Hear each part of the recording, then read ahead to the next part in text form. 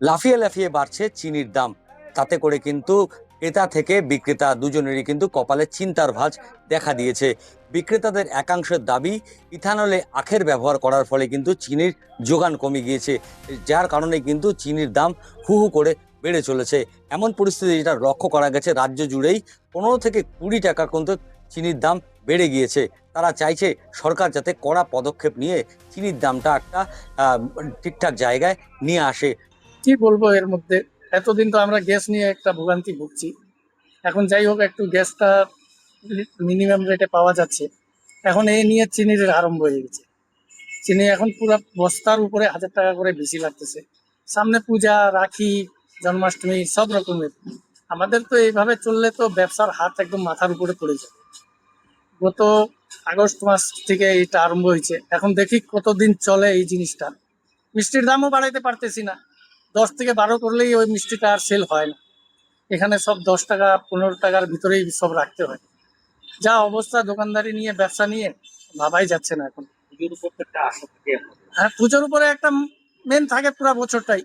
কিন্তু এখন কি করব, এর পিছনে এত স্টাফ খরচা আছে, দোকানের খরচা আছে, তার উপরে এই 1000 টাকা করে যদি প্রতি বস্তায় চিনির দাম বেশি লাগে, তাহলে কি করব? এখন দাম বাড়ানো ছাড়া তো উপায় নাই।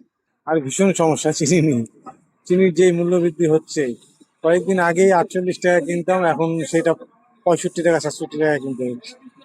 মানে দৈনিক এক বস্তা চিনি পোড়ালে আমাদের প্রায় 900 থেকে 1000 টাকা বেশি যাচ্ছে। যা লাভ হতো তার থেকে লোকসান এখন বেশি। মিষ্টির ব্যবসাটা কি চালানো খুব কষ্টকর? খুব খুব দুঃসহ হয়ে যাচ্ছে। কিছুদিন আগে গ্যাস নিয়ে সমস্যা, এখন চিনি নিয়ে সমস্যা। সামনে তো পুজো।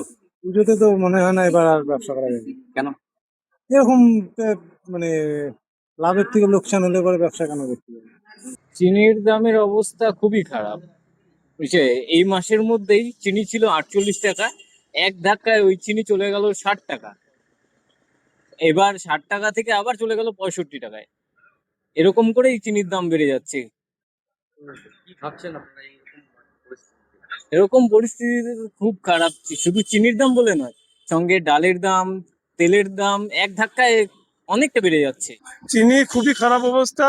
যেই চিনি আমি 2-4 দিন আগে 55 বেচতাম, ওই চিনি আজকে 65 থেকে 70 টাকা বিক্রি করা হচ্ছে। কারণ আমরা তো যেই দামে আনবো সেই দামে আমরা কিনে বেচি। 1 টাকা 2 টাকা মার্জিন রেখে কাজ করি, তার উপর তার কিছু হয় না। কেন হঠাৎ করে দাম বাড়ছে?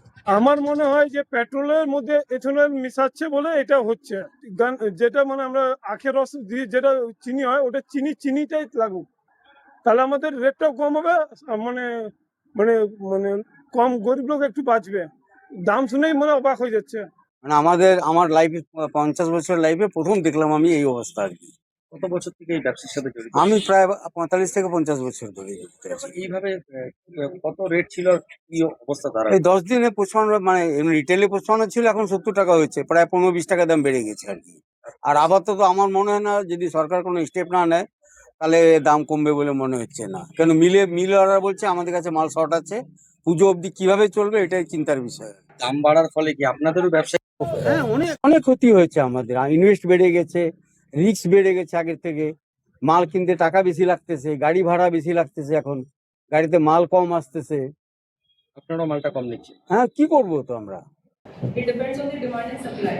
তো এটা যদি ব্ল্যাক মার্কেটিং আর হোর্ডিং স্টকিং যদি আমরা চেক করি, তাহলে এমনি প্রাইসটা স্টেবিলাইজ হয়ে যাবে। ম্যাম, আরেকটা বিষয়, আমাদের জেলায় কি কত কনজিউম হয় সেরকম কোনো ডেটা কি রয়েছে? না, সেরকম ডেটা নেই। দেখুন, চিনি যদি শিলিগুড়ি থেকে আসে বা বিভিন্ন জায়গায় ডিস্ট্রিবিউট হয়, তো যেমন যেমন ডিস্টেন্স বাড়ে একটু প্রাইসটা ইনক্রিজ হয়, কিন্তু ওই প্রাইসটা যেটা বাড়ে সেটা রিজনেবল থাকতে হবে। আচ্ছা, তো সেটাই আমরা চেক করবো। আমরা তো বিভিন্ন ব্লকে করছি, আর এটা এর সাথে সাথে বিভিন্ন ডিস্ট্রিক্ট যারা আছে তারাও করছেন সিমিলারলি।